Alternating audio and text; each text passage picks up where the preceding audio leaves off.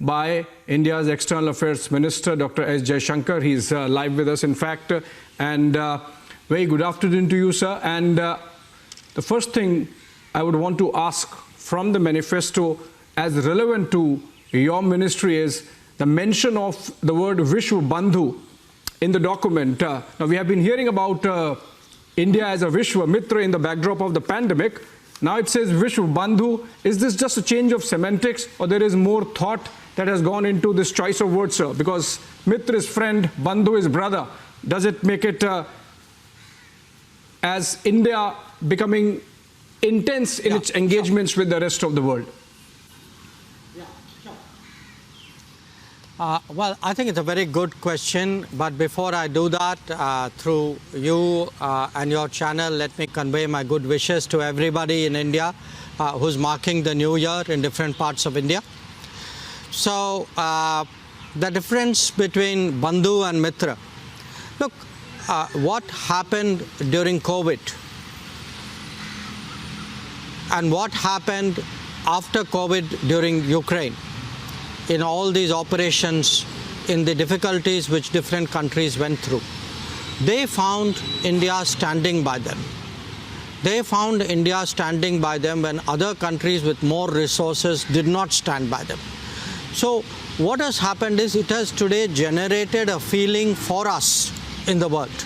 And this feeling is particularly intense in the global south, but not restricted to the global south.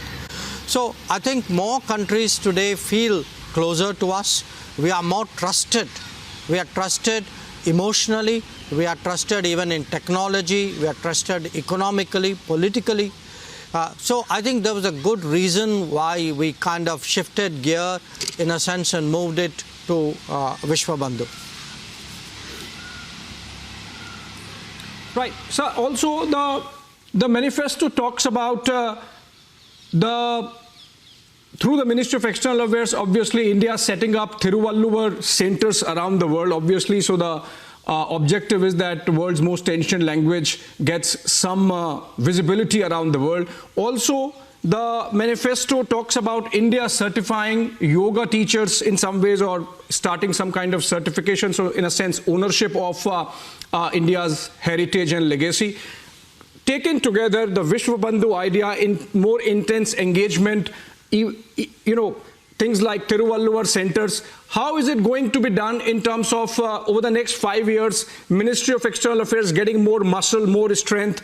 Are we going to see more missions being set up, the strength of the diplomatic corps being increased, and India becoming more visible around the world through that?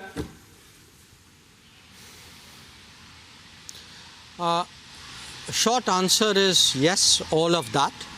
I think the longer answer would be if you take the Thiruvalluvar centers, you know, he's regarded as an epitome of wisdom, of sagacity, of knowledge.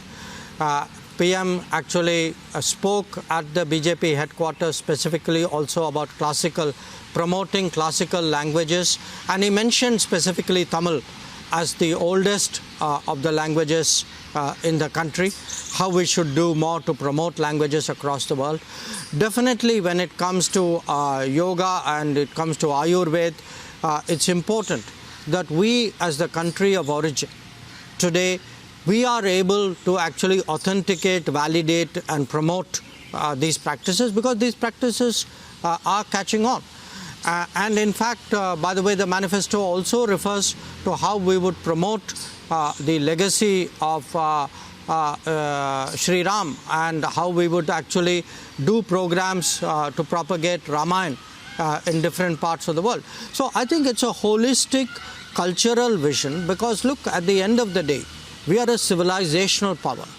People respect us because we are different. We represent thousands of years of history. So we today, you know, from a time when people in power were either in denial or distancing themselves from our roots, from our civilization, from our faiths, from our beliefs, we are proud of it. We are proud of it. We believe this is our identity. We believe that this is actually a brand of India which the world respects. And I can tell you that is exactly the change that we have seen in the last 10 years. The last 10 years, the world has respected India more because India is more Bharat. Right, sir. And when we're talking about parties, BJP's manifesto, we have had manifestos coming in from the opposition space, particularly the Congress party, the CPM, and they are talking some specifics about India's China policy, India's Pakistan policy. In the case of CPM, even our nuclear weapons policy, sir. While the BJP manifesto is sort of silent, does not get into specifics, so there is no attempt being made to respond to the opposition space in terms of those issues. Yesterday, for example, the Congress party has said that on China there seems to be some kind of Modi guarantee that the government would not take on the Chinese in the manner that they thought it should have. So is it a deliberate strategic silence because so that the government gets that kind of a strategic space to maneuver, or there's something more to it? Well, first of all, you are talking of comments from a party which is responsible for the loss of 38,000 square kilometers of our territory to China, and which is responsible for the fact that POK is today under the occupation of Pakistan. So who does what? I think the record is very, very clear, and I don't even want to talk about the Communist Manifesto because, frankly, as a nationalist, I am acutely uncomfortable, and I'm being very polite, acutely uncomfortable with what they have put forward. I cannot imagine any nationalist Indian would say these things. But put that aside. What I am saying, we are saying today, we are today talking about zero tolerance on terrorism. Now, what does zero tolerance of terrorism mean? It means Pakistan, right? But the Congress party doesn't think so, because the Congress party thinks Pakistan and terrorism nothing to do with each other. We are today talking about theaterization. We are today talking about building border infrastructure. Why are we talking border infrastructure? Because border infrastructure primarily relates to China. But the Congress party doesn't think it relates to China because they did nothing on the border. So, my friend, we have everything to do with Pakistan, everything to do with China, and we have beyond. But we are not this very superficial posing by scoring debating points, which are, by the way, completely at odds with their own record of governance. So, if you look today at maritime, at cyber, at making India a space power, all these things are there in our manifesto.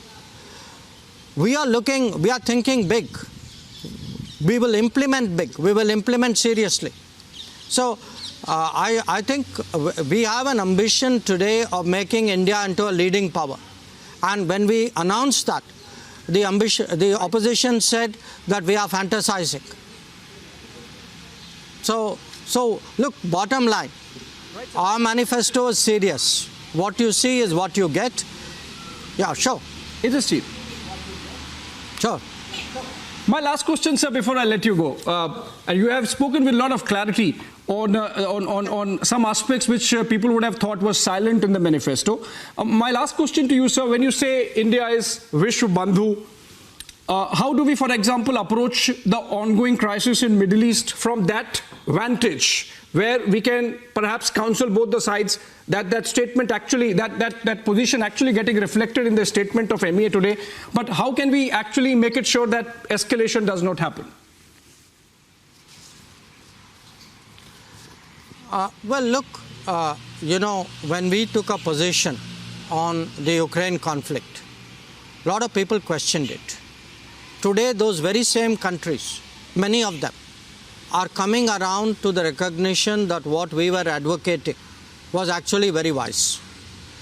Right now, I can tell you there are 200 countries in the world, and many of them, probably all of them, in some form or the other would be affected, directly affected, if this crisis, if the violence in the Middle East, in the Gulf, in West Asia gets worse. We speak for a majority of countries in the world who say, look, calm it down, don't escalate matters, because, what happened yesterday night was an escalatory development.